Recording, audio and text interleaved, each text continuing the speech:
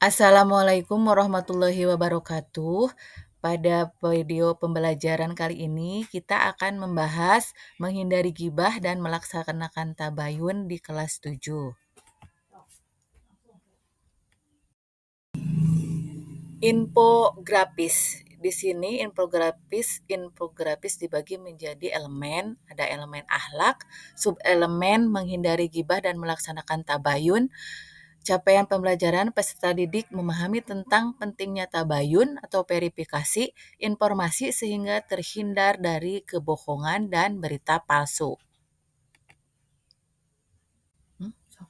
Pengertian gibah.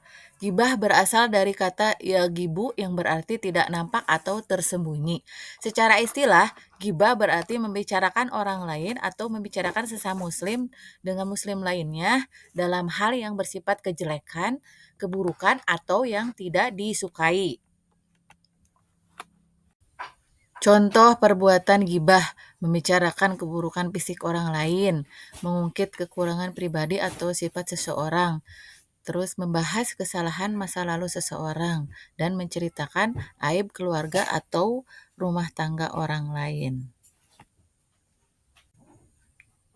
Hukum gibah dalam Islam.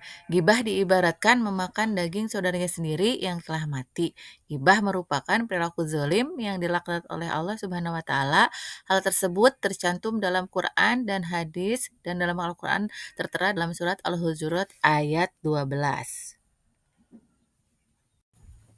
Dampak negatif gibah pada masyarakat umumnya mengacaukan hubungan kekeluargaan, persaudaraan, dan kemasyarakatan, serta curiga dan menimbulkan permusuhan. Penyebab terjadinya sikap iri yang dengki terhadap orang lain, dengki terhadap orang lain, amarah yang tidak terkendali, bercanda tanpa tidak disadari, amarah yang tidak terkendali, membicarakan keburukan orang lain, tidak disadari dengan merendahkan orang lain, dan yang kelima, membicarakan keburukan orang lain. Penyebab terjadinya gibah, sikap iri, dengki terhadap orang lain.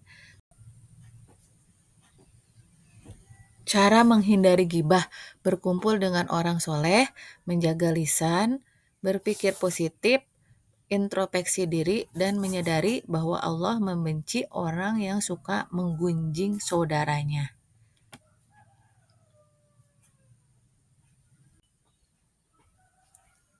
Melaksanakan tabayun. Pengertian tabayun dalam Islam adalah suatu sikap atau proses mencari kejelasan atau klarifikasi terhadap suatu informasi sebelum mempercayainya atau menyebarkannya, terutama jika informasi tersebut berasal dari sumber yang belum jelas kebenarannya.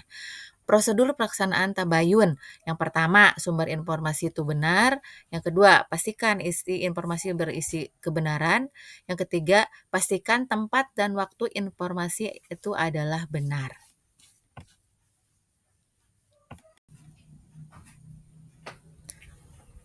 Tabayun pada informasi media sosial. Di sini kita harus hati-hati pada judul yang proaktif, cermati alamat situsnya, periksa fakta, terus cek keaslian fotonya, dan ikut serta diskusi anti hoax. Dan di sini juga tabayun memiliki dua dampak, ya. Yang pertama dampak negatif dan dampak positif. Dampak negatif di sini dalam media sosial yang pertama bisa menyebabkan kecanduan dan membuang waktu, menurunkan kesehatan mental, bullying, dan bisa menimbulkan gibah atau fitnah. Dan juga di sini mempunyai dampak positif dari media sosial, yaitu sarana informasi dan silaturahmi, menyebarkan informasi dengan cepat.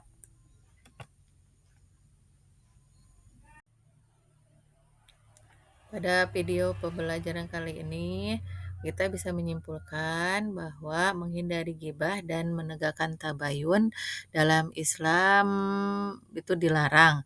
Terus harus kita berpijak pada informasi yang benar dan memetik hikmah dari yang namanya tabayun. Cukup sekian, terima kasih. Assalamualaikum warahmatullahi wabarakatuh.